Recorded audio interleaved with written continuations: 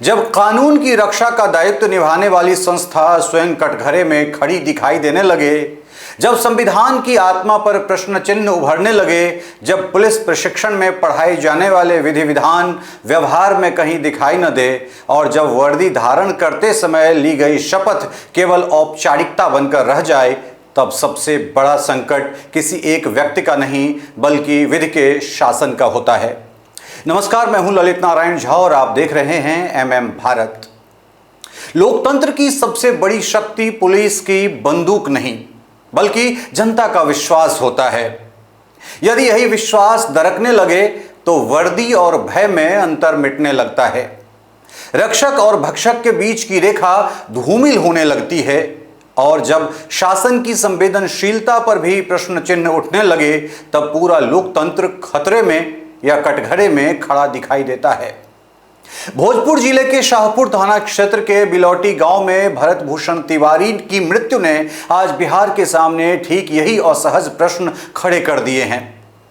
यह मामला अब केवल एक पुलिस कार्रवाई का नहीं रहा, यह राज्य की जवाबदेही, पुलिस की कार्यशैली और लोकतांत्रिक उत्तरदायित्व की परीक्षा बन चुका है।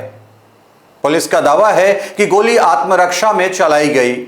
दूसरी ओर परिजन और बड़ी संख्या में ग्रामीण इस दावे को स्वीकार करने को तैयार नहीं है। यही विरोधाभास इस पूरे प्रकरण को साधारण घटना से असाधारण विवाद में बदल देता है। पत्रकारिता का धर्म है किसी पक्ष में खड़ा नहीं होना बल्कि सत्ता से प्रश्न करना है।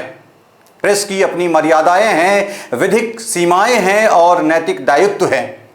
इन्हीं मर्यादाओं का पालन करते हुए यह कहना आवश्यक है कि इस पूरे घटनाक्रम में अनेक ऐसे प्रश्न हैं जिसका उत्तर केवल पुलिस के प्रेस नोट में नहीं मिल सकता। यदि भरत भूषण तिवारी फेसबुक लाइव के दौरान हथियार फेंक कर आत्मसमर्पण की थी, तो फिर परिस्थितियां अचानक कैसे बन गई कि घातक बल प्रयोग अपरिहार्य हो गया। यदि पुलिस का दावा है कि उसकी ओर से 10-15 राउंड गोलियां चलाई गई, तो उन गोलियों के खोखे कहां हैं? फॉरेंसिक साक्ष्य क्या कहते हैं? बैलिस्टिक रिपोर्ट क्या बताती है? घटनास्थल से बरामद भौतिक प्रमाण क्या पुलिस के दावे की पुष्टि करते हैं? यदि बरामद हथियार से गोली चली थी, तो उसकी वैज्ञानिक जांच सार्वजनिक क्यों नहीं की जाती? यदि चली थी तो कितनी चली? यदि नहीं चली तो इसका उत्तर कौन देगा? यदि परिजन यह आरोप लगा रहे हैं कि गोली शरीर के अत्यंत संवेदनशील हिस्से में लगी, तो पोस्टमार्टम रिपोर्ट और मेडिकल साक्ष्य सार्वजनिक क्यों न किए जाएं, ताकि सभी आशंकाओं का अंत हो सके। यदि भरत भूषण तिवारी वास्तव में मानसिक रूप से अस्वस्थ था, जैसा कि कथित रिपोर्ट में इस बात को सार्वजनिक किया जा रहा है, तो क्या उसे जीवित काबू करने की सभी वैधानिक विकल्प अपनाए गए थे? और यदि पुलिस का उत्तर हां है, तो उसका दस्तावेजी प्रमाण कहां है?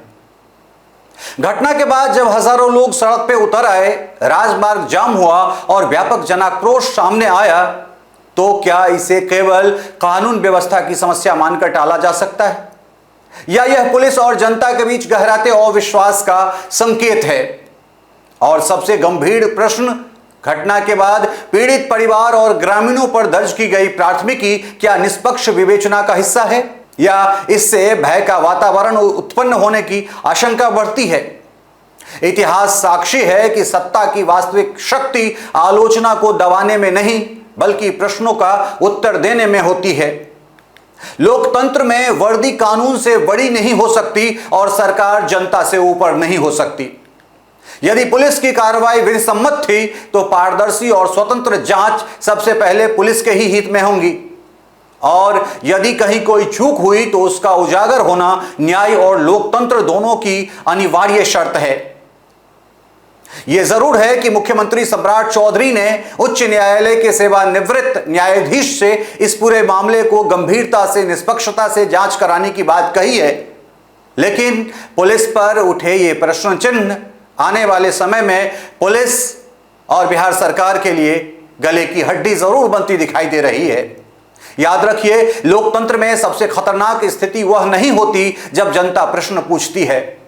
सबसे खतरनाक स्थिति तब होती है जब सत्ता प्रश्नों को सुनना बंद कर देती है।